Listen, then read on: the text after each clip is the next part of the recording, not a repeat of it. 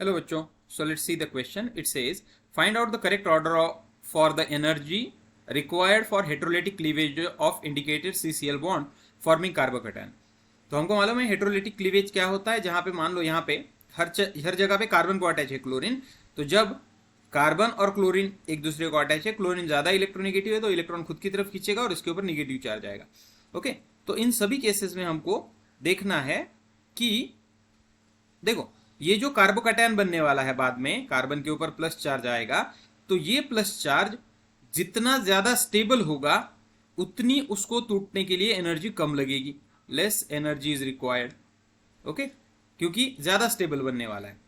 तो हमको वही स्ट्रक्चर यहाँ पे देखना है। तो देखो पहला स्ट्रक्चर मैं निकालता हूं। The structure is like this. तो स्ट्रक्चर कुछ इस तरह का है और यहाँ पे अटैच है Cl, जबकि यहाँ पे अटैच है NH2।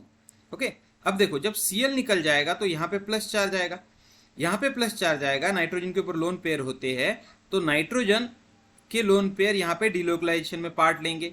ये यहाँ पे चला जाएगा, ये बॉन्ड यहाँ पे चला जाएगा और हमको इसका रेजोनेटिंग स्ट्रक्चर मिलेगा इस तरह से।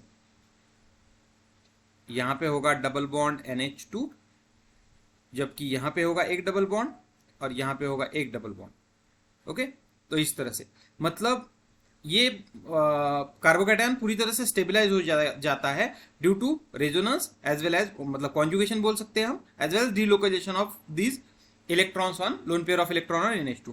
जबकि दूसरी केस में देखें तो हमको ये स्ट्रक्चर मिलने वाला है। जैसा देखो आप, यहाँ पे अटैच है Cl और यहाँ पे अटैच है NH2। ओके, और यहाँ पे है दो बॉन्ड्स। अब देखो अगर ये Cl टूट जाएगा तो यहाँ पे प्लस चार्ज आएगा और यहाँ पे डिलोकलाइजेशन होता है, नो डाउट, मतलब इलेक्ट्रॉन्स पाई बॉन्ड शिफ्ट होंगे नो डाउट, लेकिन यहाँ पे जो लोन पेयर ऑफ इलेक्ट्रॉन है वो वहां पे पार्टिसिपेट नहीं कर सकता। तो यहाँ पे इसकी stability as compared to first one कम होगी। मतलब स्टेबिलिटी का ऑर्डर देखिए, इसको हमने नाम दिया है x, तो हम क्या बोल सकते हैं x और y में से x की स्टेबिलिटी ज्यादा है।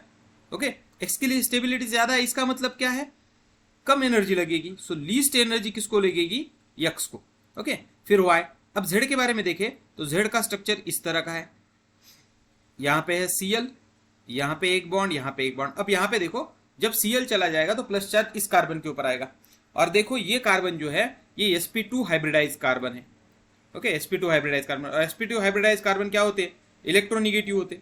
ओके, और इलेक्ट्रोनिगेटिव होने की वजह से वो निगेटिव चार्ज को होल्ड कर सकते हैं, प्लस को नहीं कर सकते। मतलब अगर इलेक्ट्रोनिगेटिव एटम के ऊपर निगेटिव चार्ज आता है तो हाईली अनस्टेबल हो जाएगा, हाईली अनस्टेबल है।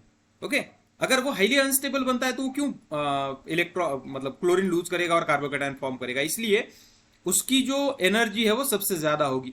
मतलब इसको, ये हाईली अनस्टेबल है तो सबसे ज्यादा एनर्जी लगेगी इसको हेटेरोलिटिकली ब्रेक करने के, हेटेरोलिटिकली तोड़ने के लिए। इसलिए x is least then y and highest energy यहाँ पे जो एनर्जी लगेगी वो किसको लगेगी, Z को। ओके, तो ये ऑर्डर हो गया स्टेबिलिटी का। हमने बोला कि स्टेबिलिटी की कौन है सबसे ज्यादा, x स्टेबल है, ये स्टेबिलिटी का ऑर्डर है।